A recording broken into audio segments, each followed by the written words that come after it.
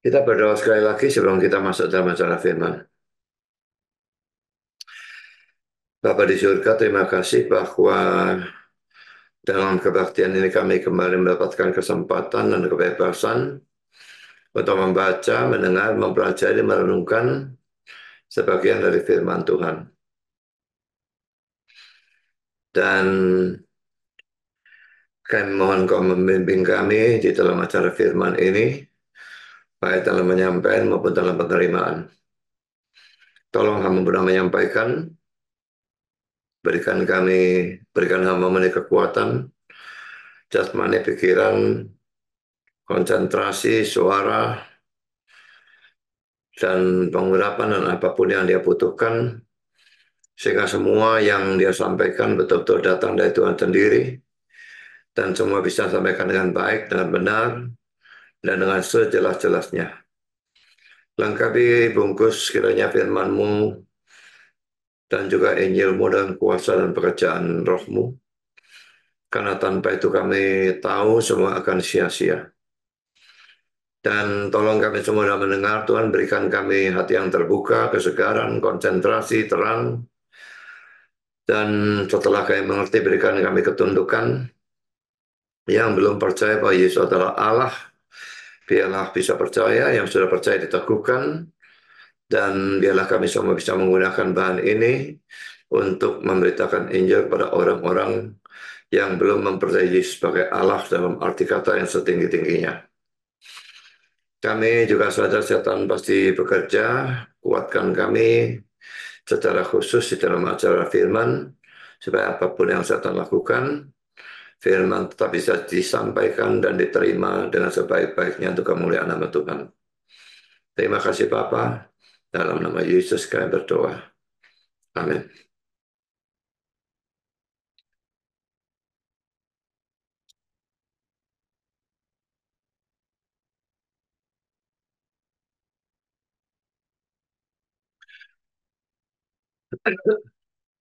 Ini bukti-bukti bahwa Yesus adalah Allah ya. Dan ini session yang ke-14D. Kita sudah mempelajari bahwa Yesus punya sifat ilahi, dia melakukan pekerjaan ilahi dan sebagainya. Dan sekarang kita membahas poin yang ketujuh ini, kehormatan ilahi yang diberikan kepada Yesus. Itu tidak akan mungkin ya, kehormatan yang biasa bisa diberikan kepada siapapun, tapi kehormatan ilahi itu hanya bisa diberikan kepada Allah. Dan kalau di sini diberikan kepada Yesus dalam sepanjang session ini, maka jelas bahwa Yesus adalah Allah sendiri. Sekarang kita akan melihat kehormatan ilahi apa yang diberikan kepada Yesus ya. Ini semua ada dasar ayat Alkitabnya. Pertama, penghormatan ya. Kita diperintahkan untuk menghormati Yesus sama seperti kita menghormati Bapa. Kita melihat itu dalam Yohanes 5 ayat 23, supaya semua orang menghormati anak sama seperti mereka menghormati Bapa. Barang siapa tidak menghormati anak, ia juga tidak menghormati Bapa yang mengutus dia.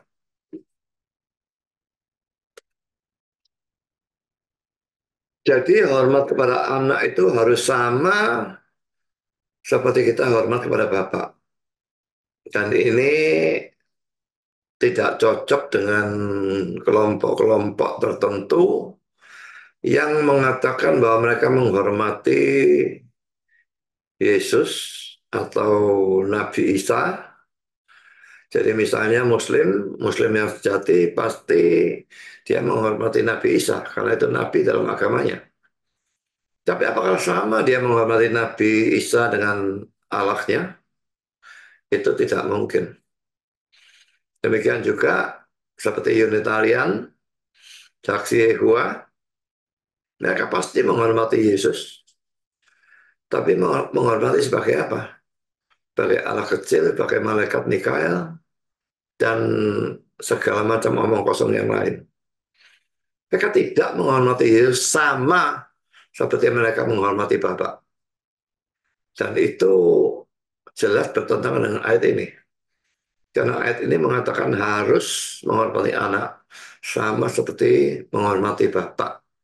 Dan orang yang ada kelompok lain yang tidak menghormati anak, tidak peduli mereka menghormati bapak, itu tidak dianggap. Karena di bagian akhir dikatakan barang siapa tidak menghormati anak, ia juga tidak menghormati bapak yang mengutus dia. Jadi ini poin A dalam soal penghormatan ya, harus sama antara kepada anak dan kepada bapak. Sekarang kita masuk dalam poin B, dalam urusan kepercayaan ya. Kita diperintahkan untuk percaya kepada Allah dan kepada Yesus. Yohanes 14 ayat 1, janganlah gelisah hatimu, percayalah kepada Allah, percayalah juga kepadaku. Kita sebetulnya dilarang percaya kepada manusia ya. Tapi di sini kenapa disuruh percaya kepada Allah, percaya juga kepadaku? Karena Yesus bukan hanya manusia saja, tapi dia juga adalah Allah. Allah sungguh-sungguh, manusia sungguh-sungguh dalam satu pribadi. Dan karena itu diharuskan percaya kepada keduanya, sebetulnya ya kepada Roh Kudus sama saja ya, karena Tritunggal itu ketiganya adalah Allah sepenuhnya, tetapi karena mereka punya cuma satu hakikat, maka kita tidak punya tiga Allah, tapi hanya satu Allah. Ya, jadi ini kepercayaan diperintahkan percaya pada Allah dan kepada Yesus. Lalu kita lihat poin C, pengharapan. Kita diperintahkan untuk berharap kepada Yesus. Kita melihat dalam 1 Korintus 15 ayat 19. Jikalau kita hanya dalam hidup ini saja menaruh pengharapan pada Kristus, maka kita adalah orang-orang yang paling malang dari segala manusia. Saudara, penekanannya dari ayat ini sebetulnya hanya dalam hidup ini saja, ya. Jadi kita memang diharuskan menaruh pengharapan pada Kristus. Tetapi kalau pengharapannya itu hanya dalam hidup ini saja, kita orang yang paling malang dari segala manusia. Sebagai contoh, orang-orang kelompok apa yang pengharapannya kepada Yesus itu hanya dalam hidup ini saja? Saya tidak bilang semua, tetapi banyak sekali dalam kalangan karismatik ataupun Pentakosta. Apalagi yang seperti teologi kemakmuran. Teologi kemakmuran itu bukan cuma yang mengharuskan kaya, tapi juga mengharuskan sembuh dari penyakit, bebas dari segala problem dan sebagainya. Pokoknya ikut Yesus itu jalannya enak sekali. Kalau orang ikut Yesus dengan pengharapan seperti itu, jadi pengharapannya hanya urusan kaya, urusan sembuh dari penyakit, bebas dari problem, berarti itu berharap hanya dalam hidup ini saja. Kita memang harus berharap pada Yesus dalam hidup ini. Tadi dalam doa syafaat saya mendoakan karena liburan, banyak orang pergi, rumah ditinggal.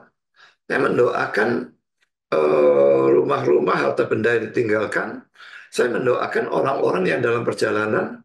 Saya mendoakan orang-orang yang sedang di luar negeri atau di luar kota, tinggal dimanapun, supaya terhindar dari mara bahaya. Itu berharap dalam hidup ini saja.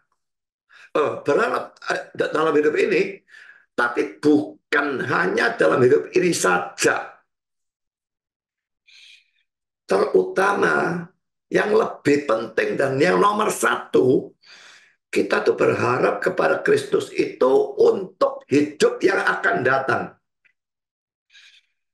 Karena itu saya begitu sering memberitakan Injil, percaya Yesus sebagai Tuhan dan Juru Selamat, percaya Yesus sebagai pengganti kita memikul hukuman dosa.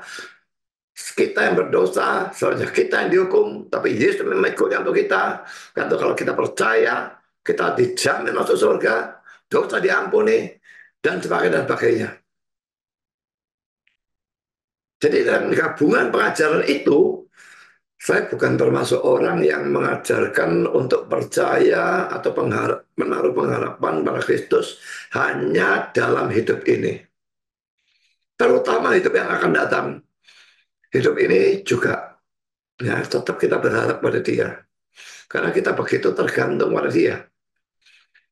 Dalam hidup ini, jasmani maupun rohani kita sangat tergantung pada Dia. Dan itu harus selalu kita sadari. Tidak peduli kita kaya atau kita miskin.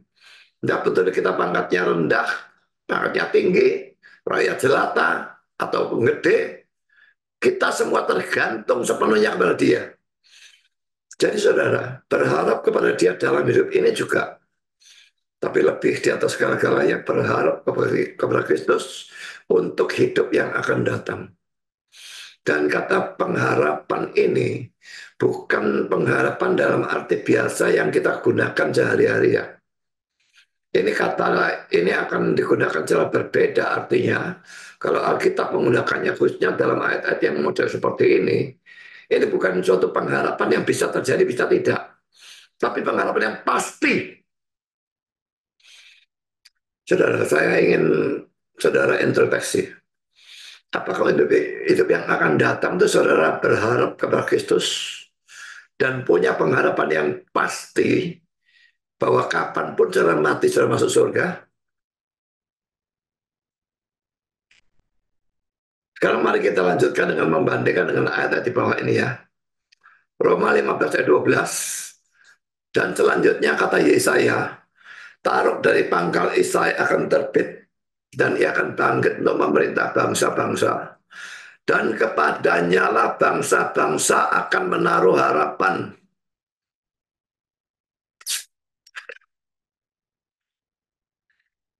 Ini sudah ada dalam Yesaya, kepada Yesus bangsa-bangsa akan menaruh harapan.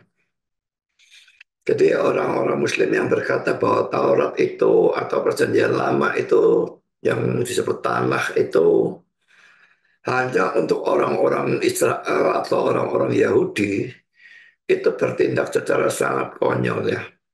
Mereka tidak ngerti apa yang mereka bicarakan. Karena Yesaya sendiri mengatakan dan dikutip oleh Paulus dalam surat Roma ini, kepadanya lah bangsa-bangsa akan menaruh harapan. Siapapun menaruh harapan kepada Kristus untuk hidup yang akan datang, dia diselamatkan. Tapi siapa yang menaruh harapan pada apapun atau siapapun yang lain selain kepada Yesus, dia akan dibinasakan selama-lamanya di dalam neraka. Saya lanjutkan dengan 2 Korintus 1 ayat yang ke-10.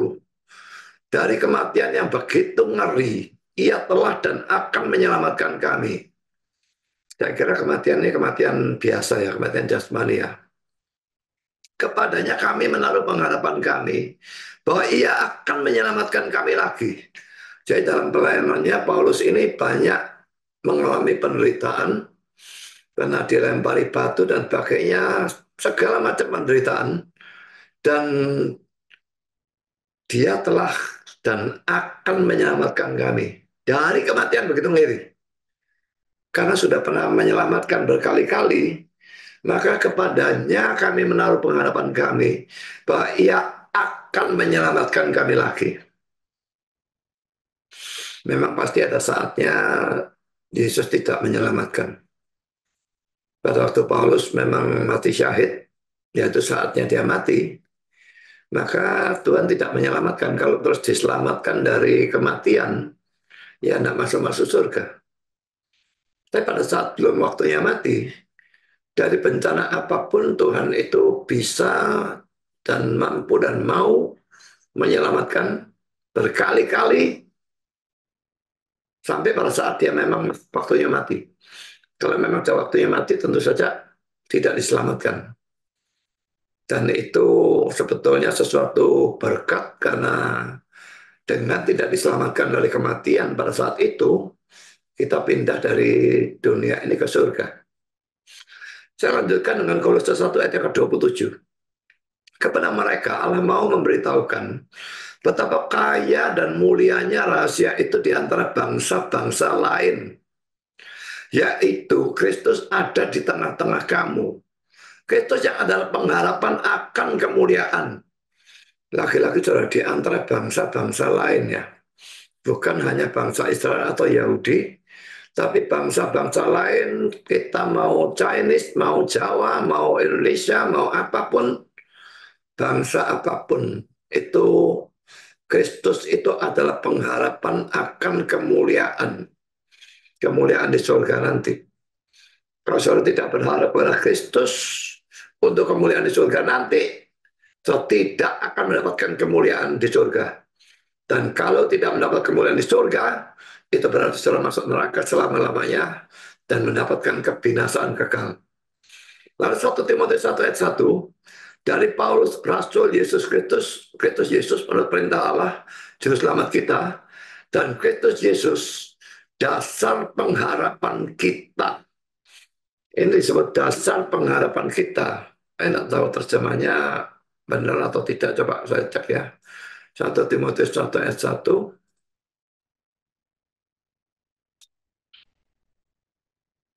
Tidak ada kata dasar di sini ya. Dari mana kata dasar ini muncul saya tidak tahu. Ya. Which is our hope, yang adalah pengharapan kita. And of Christ Jesus, our hope. Ya. Jadi mestinya kata dasar ini dicoret sudah ya. Ini ada nih.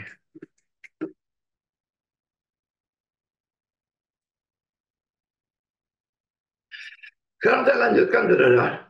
1 Yohanes 3 ayat 2 dan 3. Saudara-saudaraku yang kekasih, sekarang kita adalah anak-anak Allah. Tetapi belum nyata apa kehendak keadaan kita kelak. Akan tetapi kita tahu bahwa apabila Kristus menyatakan dirinya, kita akan menjadi sama seperti dia. Sebab kita akan melihat dia dalam keadaannya yang sebenarnya. Setiap orang yang menaruh pengharapan itu kepadanya, menyucikan diri sama seperti dia yang adalah suci. Jadi saudara, sekarang ini kita masih di dunia ini ya, belum nyata keadaan kita kelak. Sekalipun kita tahu, ya kalau kita percaya Kristus dan berharap pada Kristus, kita pasti masuk surga. Kita dimuliakan. Tapi bagaimana itu kan tidak tahu ya. Di surga itu bagaimana? Karena semua yang di surga itu akan beda total dengan yang ada di dunia. Jadi kita membayangkan pun tidak mungkin. Dan Alkitab pun tidak bisa menceritakan kepada kita. Karena semua apa yang di sana beda dengan kita. Karena itu dikatakan belum nyata apa keadaan kita kelak. Akan tetapi kita tahu bahwa apabila Kristus menyatakan dirinya, maksudnya dia datang kedua kalinya itu, kita akan menjadi sama seperti dia. Sama seperti dia tentu bukan menjadi Allah ya.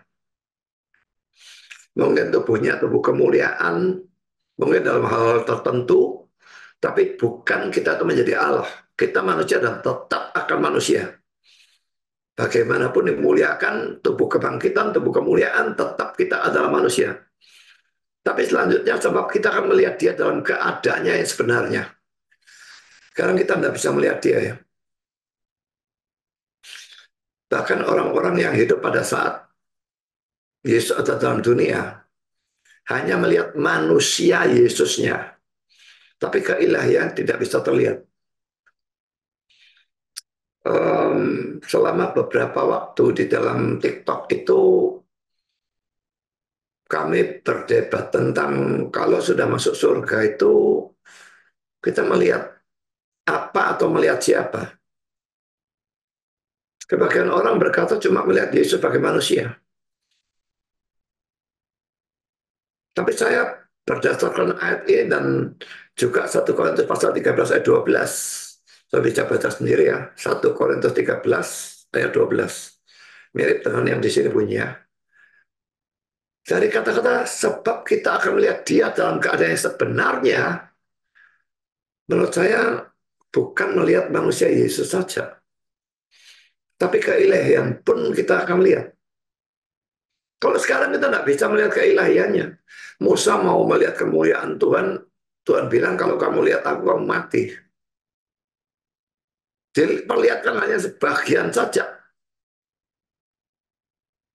Tapi kalau melihat sepenuhnya pada hidup ini, kita mati. Tapi pada waktu kita masuk surga, menurut saya kita sudah disesuaikan tubuhnya ya. Karena tubuh yang sekarang ini, tubuh yang fana ini dibangkitkan dan diubahkan jadi tubuh kebangkitan, tubuh kemuliaan, tubuh rohani, disesuaikan dengan keadaan di surga, sehingga menurut saya bisa melihat Allah Tritunggal. Jadi saya tidak sependapat dengan orang-orang yang mengatakan bahwa hanya bisa melihat Yesus.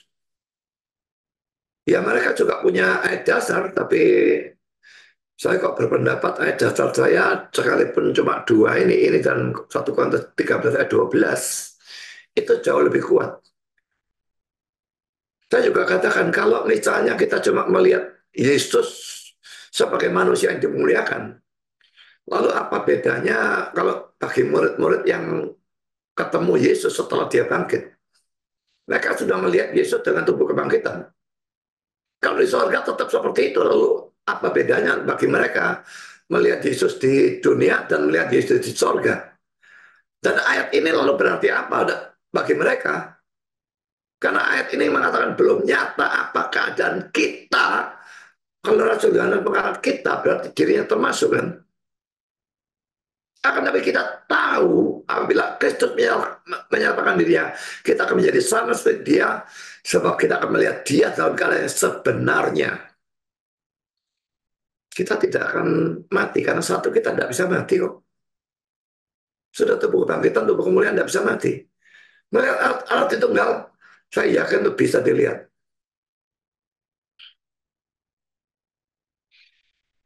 Tapi poin saya dalam bagian yang saya garis bawah ya, setiap orang yang menaruh pengharapan itu kepadanya menyucikan diri sama seperti dia yang adalah suci.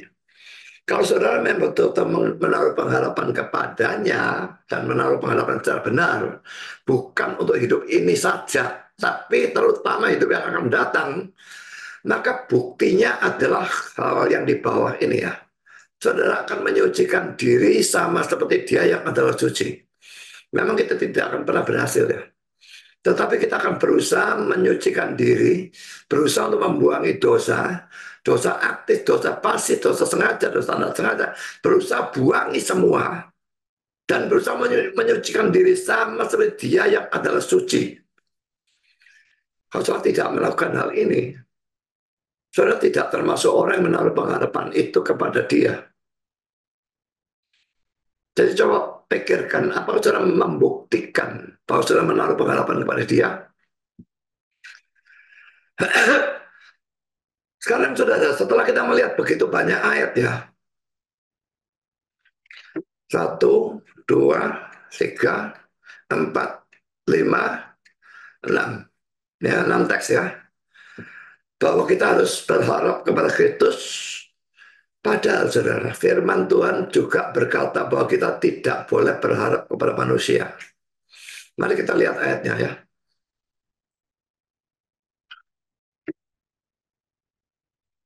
Yeremia 31 ayat 1. Celakalah orang-orang yang pergi ke Mesir minta pertolongan. Jadi Israel itu pada waktu perang takut kalah sama musuhnya, mereka pergi ke Mesir minta pertolongan. Ini berharap kepada manusia. Yang mengandalkan kuda-kuda, yang percaya kepada keretanya yang begitu banyak, dan kepada pasukan berkuda yang begitu besar jumlahnya. Tetapi tidak memandang kepada yang Maha Kudus Allah Israel, dan tidak mencari Tuhan. Jadi yang benar itu sebetulnya adalah memandang kepada yang Maha Kudus Allah Israel, dan mencari Tuhan. Itu yang benar. Pada waktu mereka ternyata memandang kepada manusia yang mereka lihat lebih kuat dari mereka, lalu berharap kepada manusia, ini jadi suatu tindakan yang dikecam oleh Alkitab. Celakalah katanya. Dari Israel pada waktu menghadapi musuh yang bagaimanapun kuatnya, Tuhan mau mereka itu berharap pada Tuhan. Bukan membentuk aliansi dengan negara-negara lain, apalagi negara-negara kafir. Dan berharap pada manusia. Oh tidak memandang pada Allah. Justru mereka akan dikalahkan.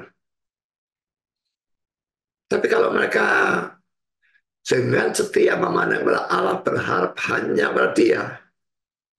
Memang Tuhan bisa menggunakan manusia untuk menolong mereka. Tetapi mereka berharapnya kepada Tuhan ya. Perkara Tuhan nanti menolong dengan cara apa itu terserah Tuhan.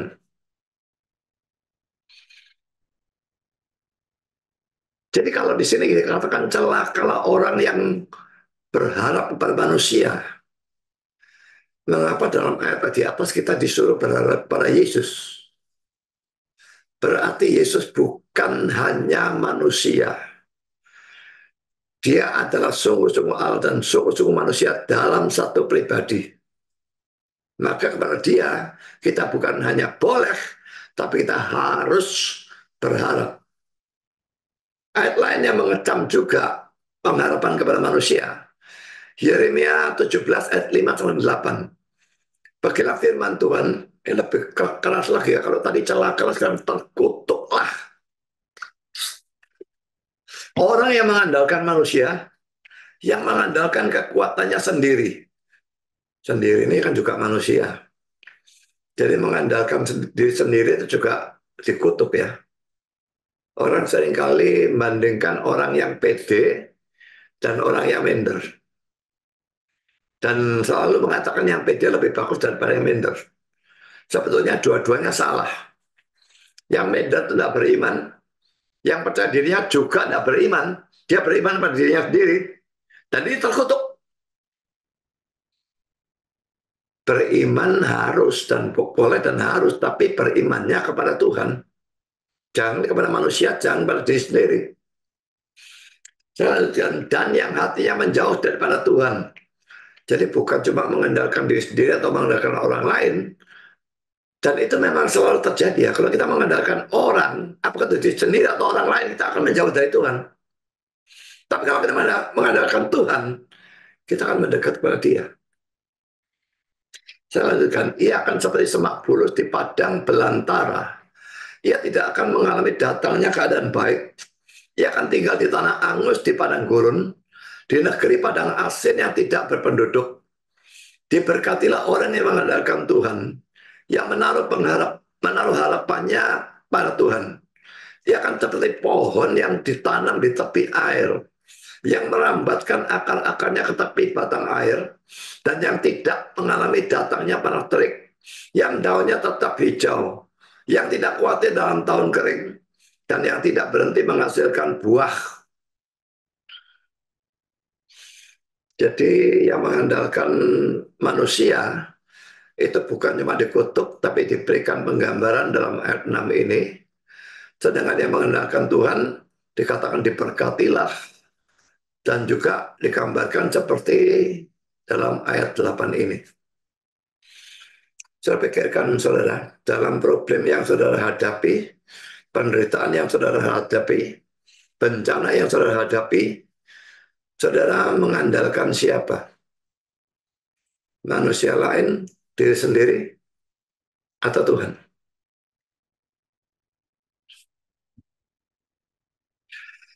Jelas saudara, kalau disuruh berharap pada Yesus, padahal dua ayat atau dua teks terakhir ini mengecam, mengutuk, mengatakan celakalah dan sebagainya orang yang berharap pada manusia. Jelas bahwa Yesus bukan hanya semata-mata manusia biasa.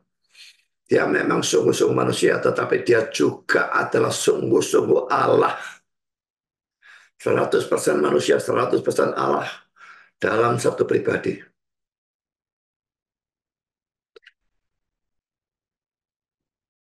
Sekarang poin D, saudara.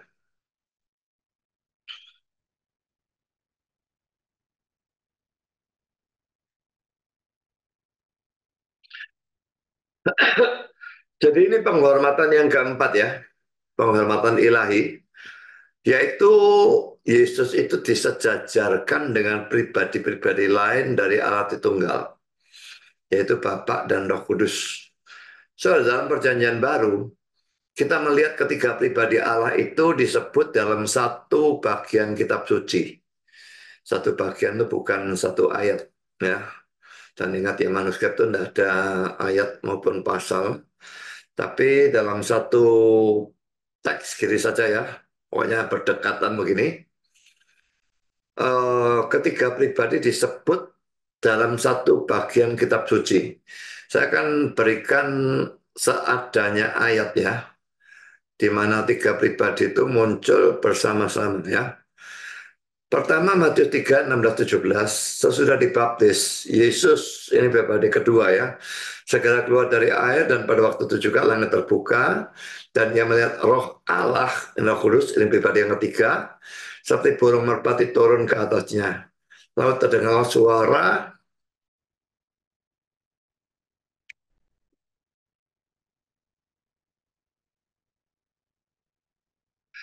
dari sorga yang mengatakan, inilah anakku. Kalau suara itu mengatakan anakku kepada Yesus, jelas ini suara dari Bapa ya. Inilah anakku yang kukasih, kepadanya lah aku berkenan. Saudara, pribadi kedua disebut lebih dulu, pribadi ketiga disebut kedua, dan pribadi pertama disebut terakhir. Kita nanti melihat dalam sepanjang ayat-ayat ini selalu dibolak-balik ya. Kita sekarang lihat Matius 28 ayat 18, ayat 19. Kan itu pergilah jadikanlah semua bangsa muridku dan baptislah mereka dalam nama Bapa dan Anak dan Roh Kudus. Kalau dalam bahasa aslinya atau dalam bahasa Inggris pun semua ini menggunakan definite article atau kata sandang. Dalam nama Sang Bapa atau nama dari Sang Bapa dan dari Sang Anak dan dari Sang Roh Kudus, seperti itulah kira-kira. Ya, Indonesia tidak menggunakan itu karena memang kalimatnya jadi aneh kalau diterjemahkan seperti itu. Tapi dengan diterjemahkan seperti ini nggak cocok dengan aslinya sebetulnya. Nah di sini Bapak disebut pertama, Anak kedua, Roh Kudus ketiga. Pribadi pertama, pribadi kedua, pribadi ketiga disebut menurut urutan yang biasa. Ya. Tapi sekarang kita lihat poin ketiga, ada rupa-rupa karunia tapi satu roh. Nah, pribadi ketiga disebut nomor satu, ini Roh Kudus ya. Dan ada rupa-rupa pelayanan tapi satu Tuhan. Kalau dalam perjanjian baru dikatakan Tuhan itu biasanya menunjuk pada Yesus ya. Kalau dikatakan Allah biasanya menunjuk pada Bapa. Biasanya saya katakan ya, tidak selalu. Dan ada berbagai-bagai perbuatan ajaib, tapi Allah adalah satu yang mengerjakan semuanya dalam semua orang. Jadi pribadi ketiga disebut pertama, pribadi kedua disebut kedua, pribadi pertama disebut ketiga. Terbolak-balik terus. Yang keempat, 2 Korintus 13 ayat 13. Kasih karena Tuhan Yesus Kristus dan kasih Allah, ini Allah Bapa, dan pergulatan Roh Kudus menyertai kamu sekalian. Pribadi kedua disebut pertama, pribadi pertama disebut kedua, pribadi ketiga disebut ketiga. Yang kelima, Efesus 4 ayat 4 sampai 6. Satu tubuh dan satu roh, Roh Kudus, sebagaimana kamu telah dipanggil pada satu pengharapan yang terkandung dalam panggilanmu. Satu Tuhan, ini Yesus, satu iman, satu baptisan, satu Allah, ini Bapa, dan Bapa dari semua. Allah yang di atas semua dan oleh semua dan di dalam semua. Pribadi ketiga dulu, pribadi kedua, lalu pribadi pertama. Ya, urutan selalu dibolak-balik tidak karuan. Yang keenam, 1 ayat 2a, yaitu orang-orang yang dipilih sesuai dengan rencana Allah Bapa kita dan yang dikuduskan oleh Roh supaya taat pada Yesus Kristus dan menerima percikan darahnya. Pribadi pertama disebut pertama, pribadi ketiga disebut nomor dua, dan pribadi kedua disebut nomor tiga. Yang ketujuh, Wahyu 1 ayat 5, 4 dan 5. Dari Yohanes kepada ketujuh jemaat yang di Asia Kecil, kasih karunia dan damai sejahtera menyertai kamu dari Dia yang ada dan yang sudah ada dan yang akan datang. Ini kelihatannya menurut pada Bapa. Dan dari ketujuh roh, tidak bisa dari Roh Kudus yang ada tujuh ya. Mestinya sebetulnya R-nya huruf besar ya. Atau dalam Inggris ada yang huruf besar, ada yang huruf kecil. Tapi pokoknya kita tahu bahwa ini menunjuk pada Roh Kudus. yang ada di hadapan tahtanya, dan dari Yesus Kristus, saksi yang setia yang pertama bangkit, dan terusnya. Jadi Bapa disebut pertama, pribadi pertama disebut pertama, lalu pribadi ketiga disebut kedua, dan pribadi kedua disebut ketiga. Saudara, ini memang hal yang sangat perlu diperhatikan ya.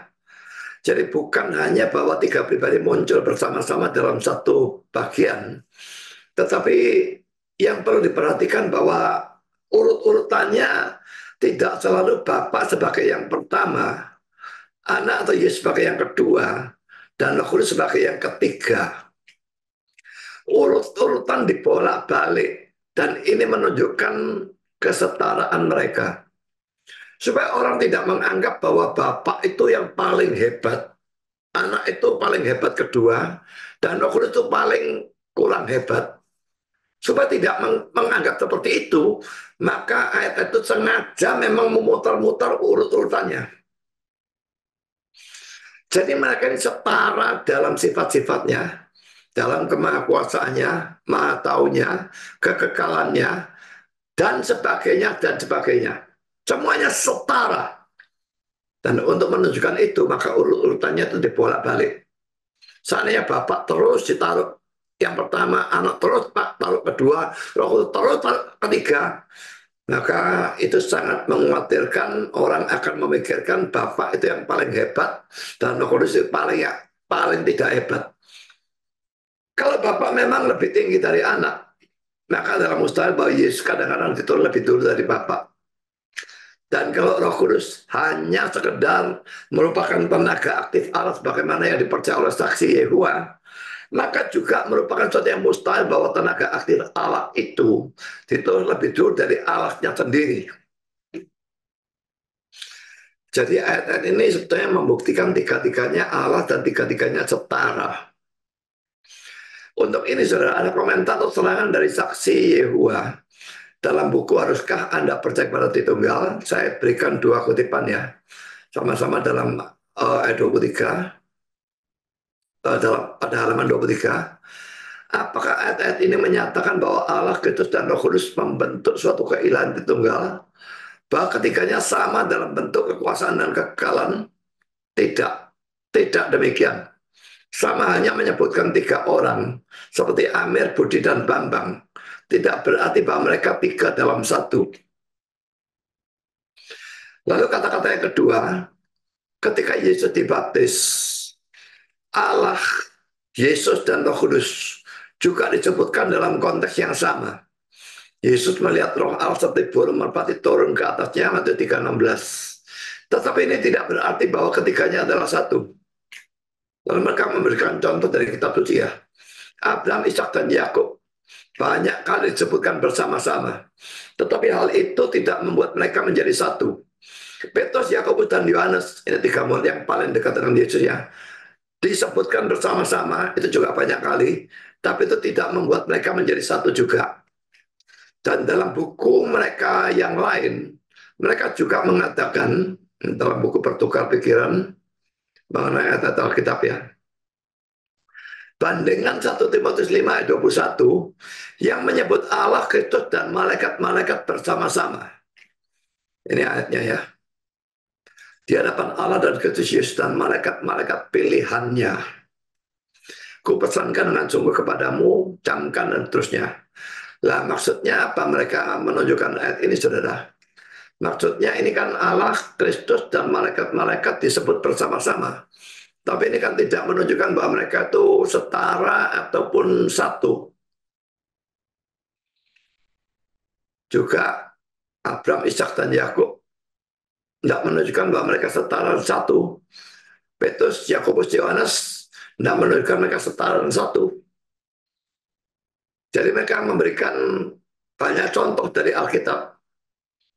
Ini hebatnya mereka dalam berargumentasi. Tapi saudara, argumentasi mereka bukannya tidak bisa dipatahkan.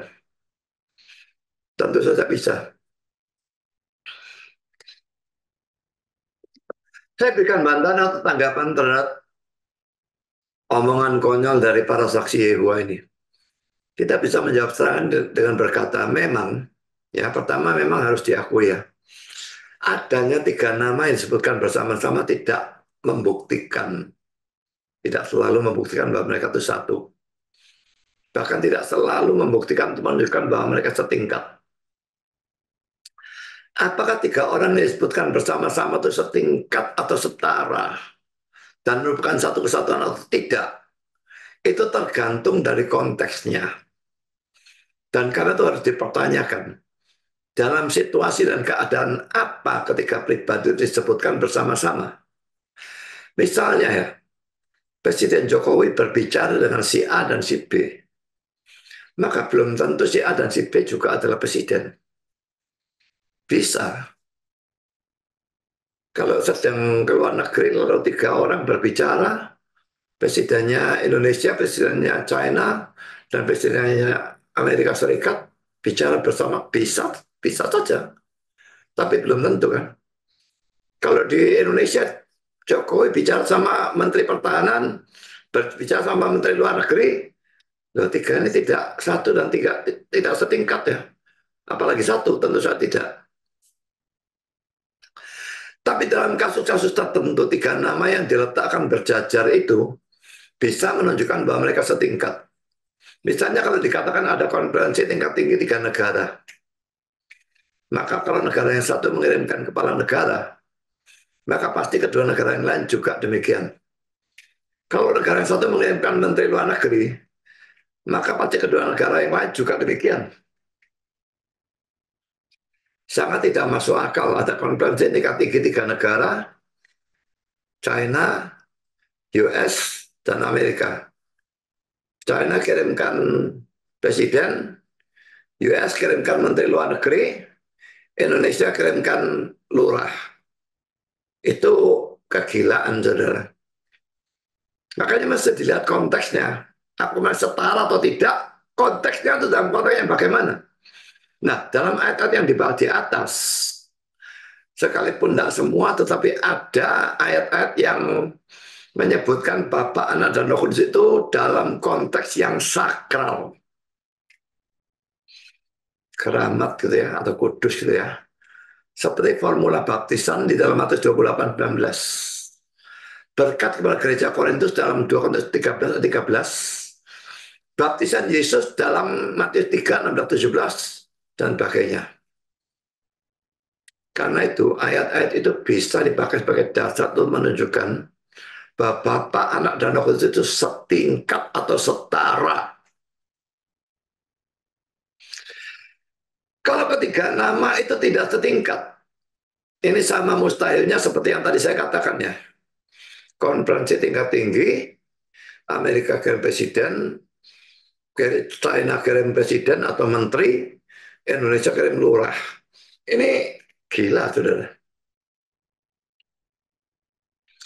Lalu poin yang kedua, dalam Matius 28:19 dikatakan dalam nama Bapa, Anak, dan Anak dan Roh Kudus ya. Sesuatu yang menarik adalah sekalipun di sini disebutkan tiga buah nama, Bapa, Anak, Roh Kudus ya. Tapi kata nama itu ada dalam bentuk tunggal, bukan bentuk jamak.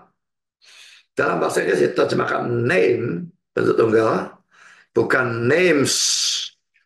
Saya kira S-nya ini enaknya dikasih supaya kelihatan dengan jelas. Ya.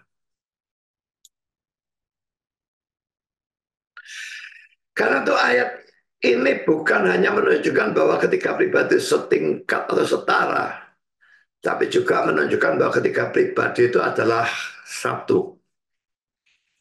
Seandainya diharuskan memberikan satu ayat saja yang mendukung Tritunggal, saya akan memberikan ayat ini.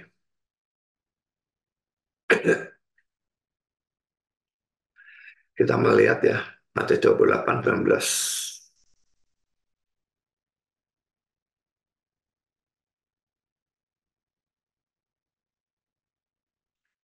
Dalam nama, ya, in the name, betul tunggalnya, ada S-nya.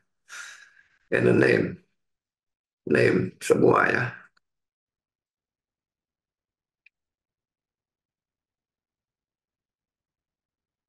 Ini ya. Onoma, name, perhatikan yang bawah ya, singular. bentuk tunggal memang ya.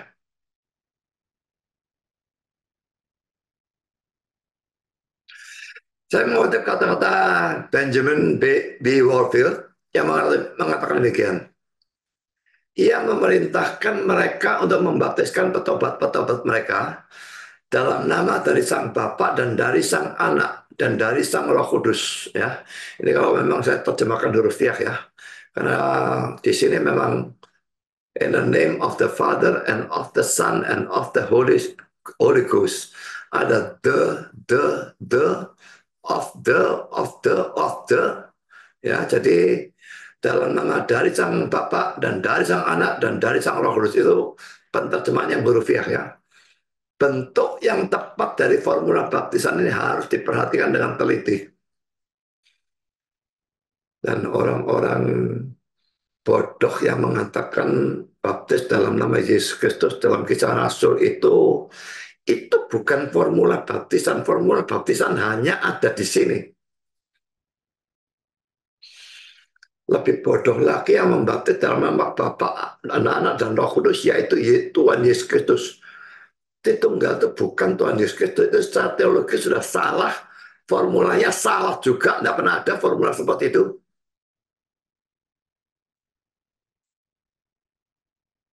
Saya lanjutkan ya. Diperhatikan dengan teliti bagaimana formula itu berbunyi dalam nama, formula itu tidak berbunyi dalam nama-nama jamak. Seakan-akan ada tiga makhluk. Makhluk ini bahasa Inggrisnya beings, dan saya tidak bisa menerjemahkan. Makhluk itu sebetulnya tidak cocok untuk Allah, karena makhluk itu creature, itu makhluk ciptaan tentunya. Tapi kata Inggrisnya adalah beings, yang disebutkan satu persatu, masing-masing dengan nama yang khusus atau membedakan.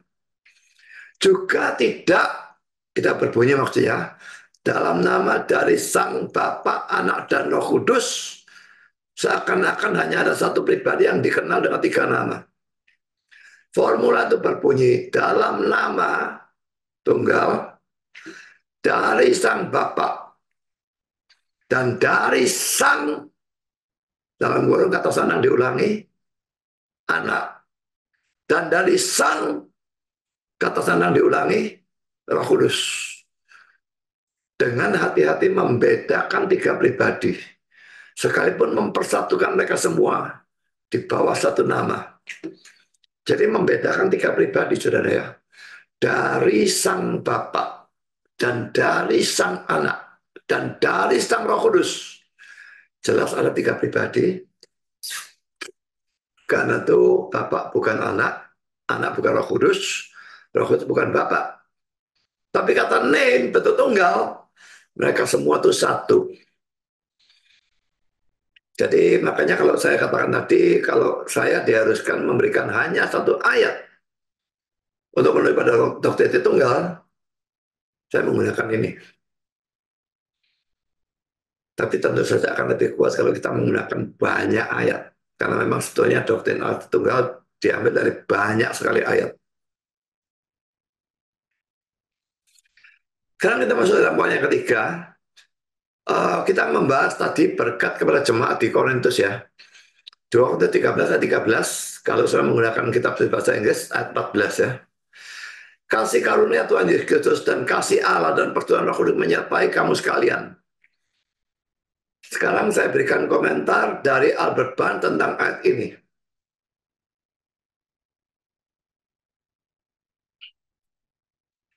Berkenaan dengan ayat penutup dari surat ini maksudnya 2 Korintus ya. Kami bisa membuat komentar-komentar sebagai berikut. Satu, itu adalah suatu doa.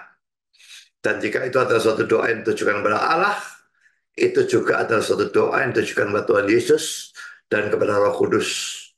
Jika demikian adalah benar untuk memberikan penyembahan kepada Tuhan Yesus dan Roh Kudus.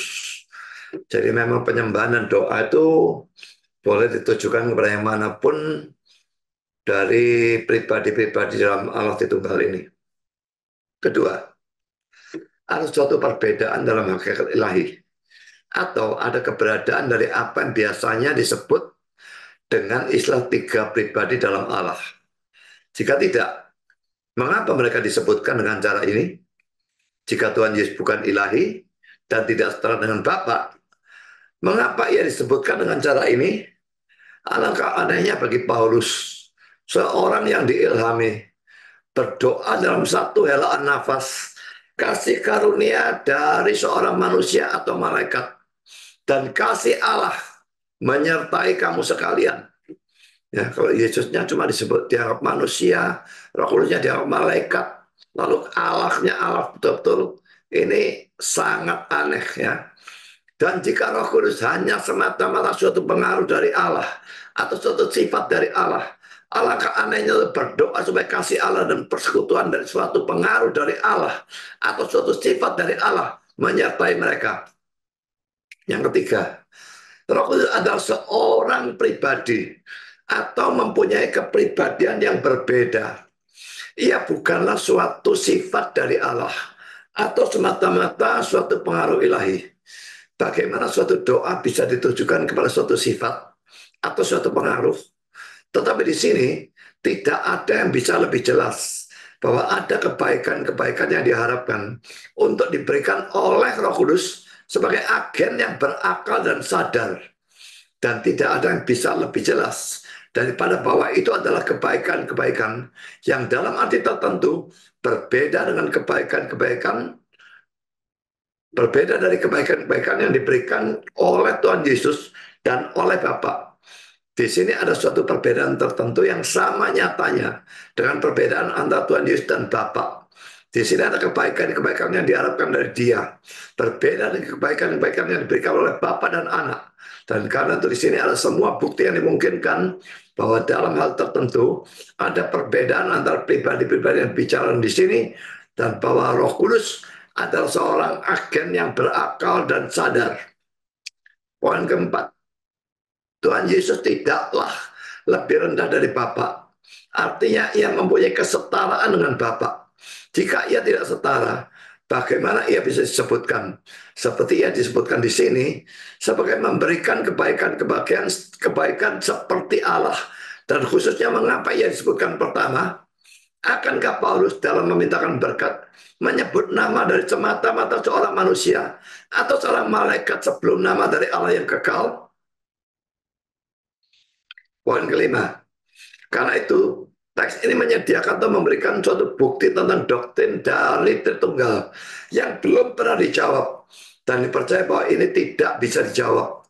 Pada anggapan bahwa ada tiga pribadi dalam Tritunggal yang diagungkan atau dipuja, bersatu dalam hakikat, tapi berbeda dalam beberapa hal, semua itu jelas.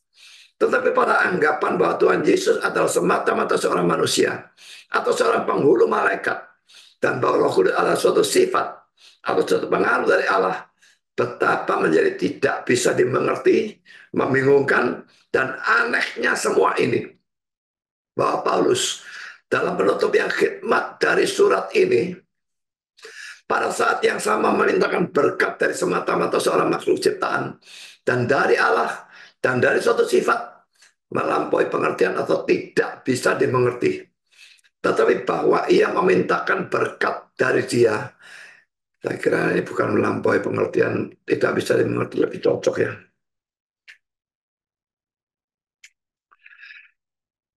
Tetapi bahwa ia memintakan berkat dari Dia yang setara dengan Bapa, dan dari Bapa itu sendiri, dan dari Roh yang kudus atau keramat, yang menegaskan tingkat atau pangkat yang sama, dan dengan cara yang sama memberikan berkat-berkat yang penting sesuai dengan apa yang harus kita harapkan, dan membuat semua harmonis dan cocok.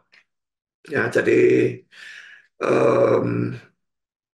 selain Matius 28:19, 2 Korintus 13 ayat 13 ini juga bisa menjadi dasar yang kuat karena berkat.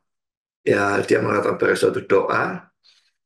Sebetulnya berkat dan doa itu agak beda, tapi ya nggak tahu kenapa disamakan. Dan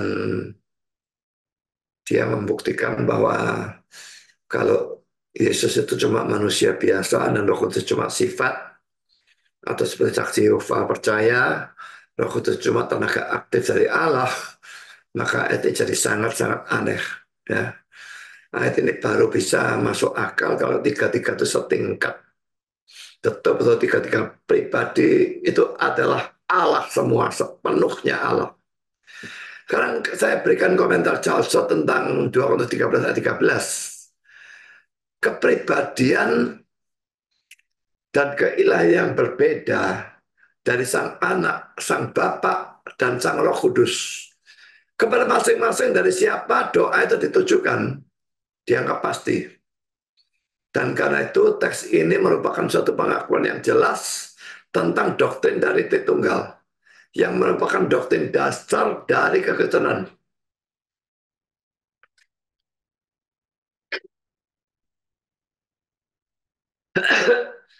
um, saya agak um, kurang setuju kalau dikatakan doktrin dasar. Ya memang dasar, tapi bukan yang paling mendasar lah gitu ya. Jadi kalau misalnya percaya Yesus itu Allah dan manusia, lalu mati disalib menebus dosa, dan selamat hanya karena iman, saya kira itu lebih dasar daripada doktrin Tritunggal. Karena yang tadi itu memang syarat keselamatan, tapi tidak ada ayat manapun yang mengatakan bahwa syarat selamat itu percaya pada Tritunggal. Karena Tritunggal itu begitu sukar. Kalau syarat selamat itu percaya kepada Tritunggal, orang-orang yang tidak terpelajar, orang-orang yang bodoh, tidak akan pernah bisa mengerti dan tidak akan bisa diselamatkan. Yang bisa diselamatkan hanya orang-orang yang pintar dan berpendidikan tinggi. Dan Tuhan tidak mungkin melakukan hal seperti itu. Sekarang kita lihat poin E ya. Penghormatan ilahi yang lain adalah dalam urusan kemuliaan. Kita membaca Matius 25 ayat 31. Apabila anak manusia datang dalam kemuliaannya dan semua malaikat bersama-sama dengan dia, maka ia akan bersemayam di atas tahta kemuliaannya. Jadi anak manusia itu kan Yesus ya, datang dalam kemuliaannya, lalu bersemayam di atas tahta kemuliaannya, akan bersemayam. Ini pada kedatangan yang kedua ya. Karena kita lihat Yohanes 8 ayat 54. Jawab Yesus, jikalau aku memuliakan diriku sendiri, maka kemuliaanku itu sedikit pun tidak ada artinya. Bapakkulah yang memuliakan aku. Tentang siapa kamu berkata, dia adalah Allah kami. Saya menggunakan ayat ini ya, untuk menunjukkan bahwa Allahnya orang-orang Yahudi yang notabene tunggal mutlak. Mereka kan tidak bisa tunggal ya. Itu oleh Yesus disamakan dengan uh, bapaknya dia. Jadi kalau ditanyakan apakah Allah orang Kristen dan Allah sekte-sekte dan Allah agama lain itu sama atau tidak, ayat ini bisa menjadi dasar untuk mengatakan sama. Cuma pengertian mereka berbeda.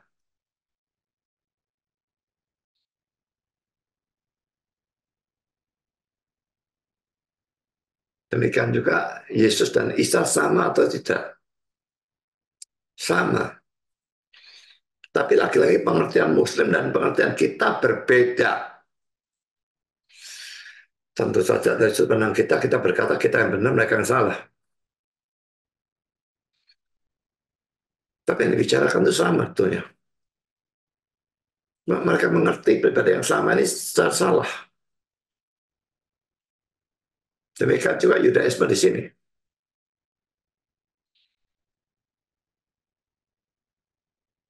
Tapi sekarang yang saya tekankan bukan hal itu ya. Ini saya tadi akan menyimpang sebentar, sekarang saya kembali. Bapakkulah yang memuliakan aku. Mengapa Bapak memuliakan Yesus? Allah itu memuliakan diri sendiri sebetulnya. Kalau dia memuliakan Yesus, Yesus pasti haruslah adalah Allah dan satu dengan Bapa. Yohanes 11 ayat 4. Ketika Yesus mendengar kabar itu, ia berkata, penyakit itu tidak akan membawa kematian, tapi akan menyatakan kemuliaan Allah. Sebab oleh penyakit itu anak Allah akan dimuliakan. Di sini bilang menyatakan kemuliaan Allah. Di sini anak Allah akan dimuliakan. Saya beberapa kali sudah mengatakan ya, kalau pribadi-pribadi itu kelihatannya dibeda-bedakan. Itu menunjuk pada pribadi yang memang berbeda. Tapi kalau tiga pribadi itu kelihatannya dicampur aduk, atau dua pribadi dicampur aduk, ini menyatakan kemuliaan Allah, tapi loh, kok anak Allah? Kalau kelihatannya kayak dibolak-balik, maka ini menunjukkan kesatuan hakikat. Karena hakikatnya satu, mau memuliakan Allah, mau memuliakan anak, itu tidak akan beda. Jadi di atasnya menunjukkan bahwa memuliakan Allah sama dengan memuliakan anak. Ya. Sekarang saya lanjutkan dengan Yohanes 13, 31, 32. Sesudah Yudas pergi berkata oleh Yesus, sekarang anak manusia dipermuliakan. Dan Allah dipermuliakan di dalam dia. Jikalau Allah dipermuliakan di dalam dia, Allah akan memuliakan dia juga di dalam dirinya. Dan akan mempermuliakan dia dengan segera. Yesus akan dipermuliakan. Ya. Karena Yohanes 16 ayat 14, ia itu Roh Kudus akan memuliakan aku. Sebab ia akan memberitakan kepadamu apa yang diterimanya daripadaku. Bukan cuma Bapak yang memuliakan Yesus, Roh Kudus juga memuliakan Yesus. Jadi Roh Kudus ini tidak biasanya memuliakan dirinya sendiri. Dia memuliakan Yesus. Orang-orang yang mengaku penuh Roh Kudus dan bahasa roh dan sebagainya, memuliakan Roh Kudusnya, tidak memuliakan Yesusnya, seringkali seperti itu. Dan saya tidak bilang selalu ya. Sekarang kita lihat Yohanes 17, 1 dan 5. Demikianlah kata Yesus. Lalu ia menengadah ke langit dan berkata, Bapa, telah tiba saatnya. Permuliakanlah anakmu supaya anakmu mempermuliakan engkau. Ayat 5. Oleh sebab itu ya Bapa, permuliakanlah aku padamu sendiri. Dengan kemuliaan yang kumiliki di hadiratmu sebelum dunia ada. Yang saya beri warna hijau ini terjemahannya tidak tepat ya. Kata di hadiratmu itu salah terjemahan sebetulnya dalam King James with thee, bersama engkau. Coba kita lihat Yohanes 17 ayat 5.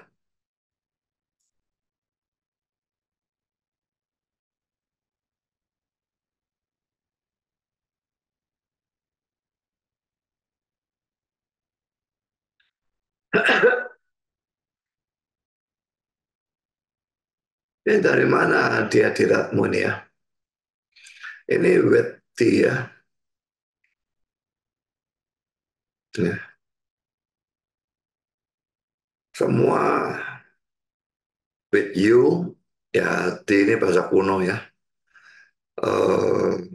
Dan thee ini ada enaknya pakai thee ini bentuk tunggal ya. Kalau you kita tidak tahu bentuk apa, tunggal atau jamak ya. Tapi ini pakai bahasa Inggris modern with you. Lalu ini with thee, NASB, ASB with thee. Ini with you. Ini with thee ya. Jadi memang sebetulnya bukan di hadiratmu, tapi kemuliaan yang kumiliki bersama engkau. Jadi kemuliaan itu dimiliki oleh Yesus dan dimiliki oleh Bapa bersama-sama. Dan itu sebelum dunia ada. Pada minus tak terhingga.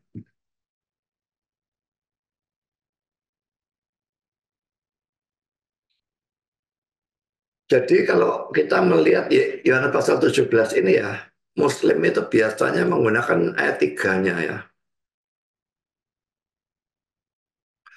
Untuk menunjukkan Yesus cuma utusan itu ya. Inilah hidup yang kekal itu yaitu bahwa mereka mengenal engkau satu-satunya Allah yang benar. Sudah Allahnya satu-satunya, Yesus Kristus itu yang telah engkau utus, jadi dia cuma utusan. Ini orang yang baca comot-comot, nggak karu-karuan ini. Mereka boleh belajar Alkitab sampai mati, mereka nggak bakal ngerti, saudara. Karena mereka memang baca, belajar untuk cari kesalahannya. Mereka belajar cari kesalahan, yang kesalahanlah yang mereka dapat. Kalau kita belajar karena kita mengasihi firman Tuhan dan merindukan kebenaran dan mencari kebenaran, maka kebenaran yang akan kita dapat. Jadi andai kata mereka menggunakan ayat 3 saja, kita teruskan saja ya sampai ayat 5-nya. Oleh sebab itu ya Bapak, permuliakanlah aku padamu sendiri dengan kemuliaan yang kumiliki bersama engkau sebelum dunia ada.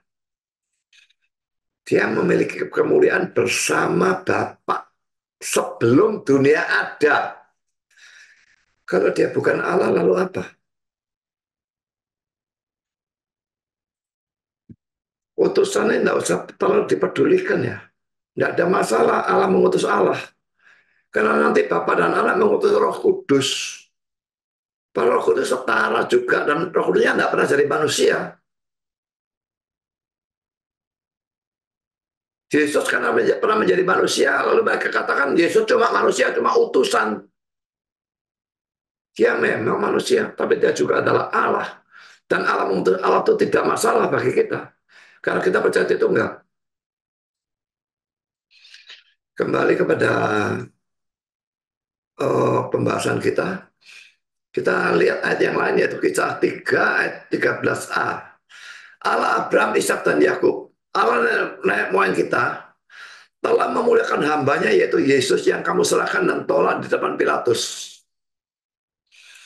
Lalu 2 Timotius 4:18, dan Tuhan akan melepaskan aku dari setiap usaha yang jahat. Dia akan menyelamatkan aku sehingga aku masuk ke dalam kerajaannya di sorga. Baginya lah kemuliaan selama-lamanya. Saya sudah katakan ya, kalau disebut Tuhan itu biasanya Yesus ya, biasanya. Kalau disebut Allah biasanya Bapa. Kalaupun ada juga Allah melalui pada Yesus ya. Tapi biasanya seperti itu.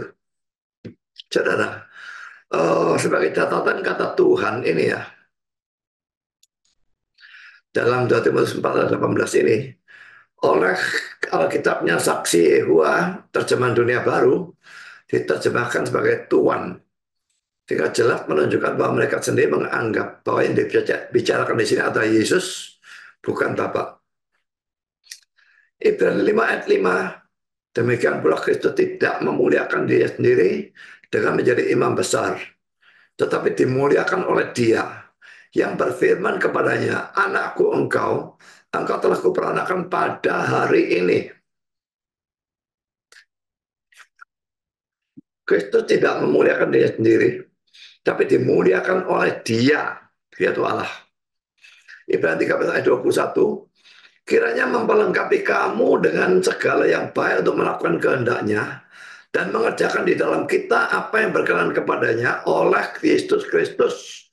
Bagi Dialah kemuliaan sampai selama-lamanya. Amin. Jadi bagi Dialah kemuliaan sampai selama-lamanya. Ini suatu doksologi ya.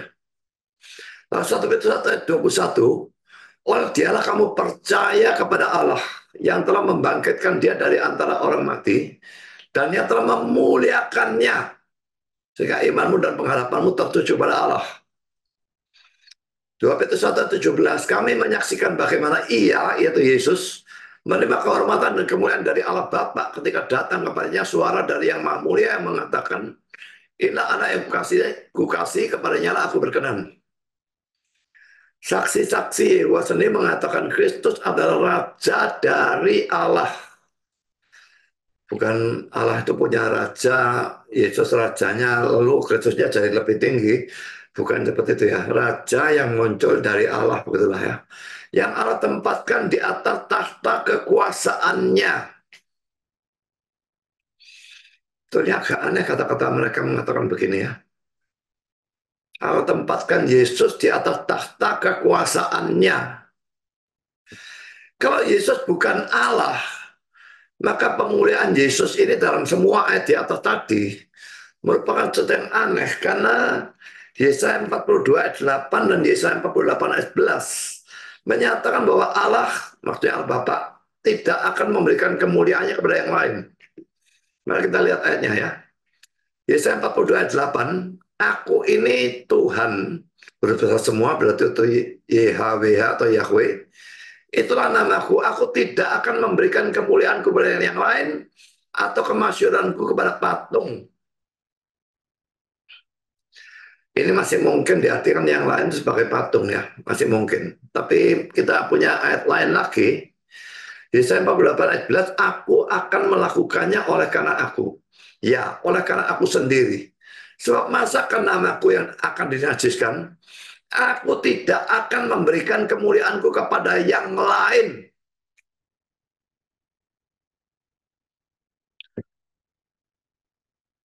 Kenapa Yesus dimuliakan? Apalagi tadi ayat yang mengatakan Yesus dimuliakan bersama Bapa sebelum dunia jadikan. Bagaimana bagaimana mungkin Bapak memuliakan Yesus kalau Yesus bukan Allah? So, kalau Yesus itu Allah, apakah dia termasuk yang lain? Tidak. Karena Yesus dan Bapa itu satu hakikat. Jadi dia bukan Allah yang lain atau apapun yang lain. Memang pribadi yang berbeda dengan Bapak, tapi satu hakikat. Nah, kalau sekarang kita bandingkan dengan ajaran saksi Yehova, yang menganggap bahwa Yesus betul-betul terpisah secara total dari Bapak. Ya, pribadinya berbeda, hakikatnya berbeda. Karena mereka percaya Yesus itu cuma malaikat Mikael. Sedangkan Bapak itu adalah Allah. Jadi pribadinya berbeda, mereka tidak setara. Yesus sudah jauh lebih rendah. Hakikatnya juga berbeda. Mereka dengan Allah bagaimana hakikatnya sama. Kalau Yesus memang betul-betul terpisah secara total dari Bapa seperti itu, seperti dalam ajaran saksi Yehova, jelas bahwa ajaran itu bertentangan dengan kedua ide atas ini. Tetapi kekristenan yang benar yang mempercayai bahwa Yesus itu satu dengan Bapaknya tidak bertentangan dengan kedua teks di atas ini. Jadi dengan kata-kata yang saya taruh dalam kotak ini, saya menyerang ajaran saksi Yehova, sekaligus saya mempertahankan kebenaran dari ajaran Kristen yang percaya doktrin Allah Tritunggal. Dan seluruh pembahasan ini menunjukkan penghormatan ilahi diberikan kepada Yesus. Itu mustahil kecuali Yesus memang adalah Allah sendiri dalam arti kata yang setinggi-tingginya. Tuhan memberkati saudara semua. Amin.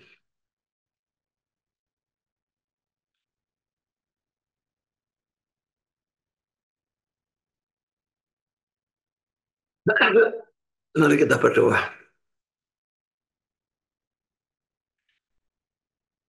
Bapa di surga, terima kasih kami sudah boleh mendengar sebagian firman Tuhan. Dan satu sesi lagi yang membuktikan keilahian Yesus. Biarlah kami yang belum percaya bisa percaya, yang sudah percaya diteguhkan. Dan kami bisa menggunakan bahan ini untuk memberitakan Injil kepada orang-orang yang tidak mempercayai Yesus sebagai Allah. Atau sekalipun menghormati Yesus, tapi menganggap Yesus lebih rendah dari Allah. Terima kasih Bapa. Dalam nama Yesus kami berdoa. Amin.